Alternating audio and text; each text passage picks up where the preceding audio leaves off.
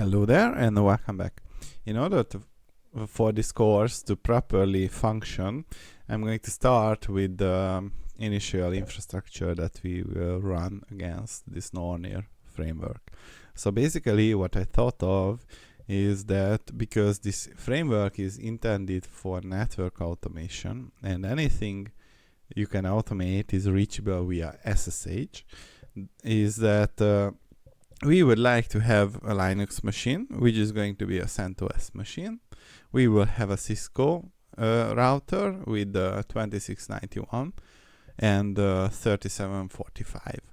And basically in the course materials on the GitHub, you will see what resources you need to assign and so on.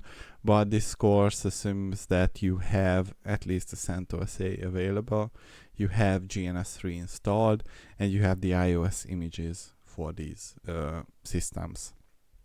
For the CentOS machine, you should have 2 virtual CPUs and 2 gigs of RAM, so it's not that much of a resource-intensive machine. For the iOS machines, it's like a total of 512 megabytes of RAM plus the CPU. So this course is intended for people who are also like low on resources with weaker machines, and you should be able to run these parts. What I did here is that in the I am using VMware Workstation, but basically you can use VirtualBox, KVM, whatever.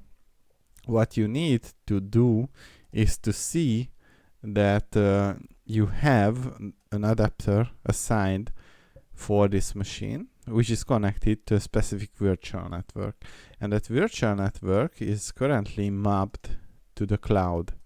If you go under the configure, you can see this VMware network adapter, VMnet1, is connected to this cloud. And this is connecting to a switch, which is connected to all the rest of those resources. In the future videos, you will not see the CentOS machine because that is handled differently, but I wanted to lay out the topology. So at the beginning of the course, we will set up Nornir, initialize the project and so on. And at the, let's say, later parts, we will involve the network related automation topics. So see you in the next one.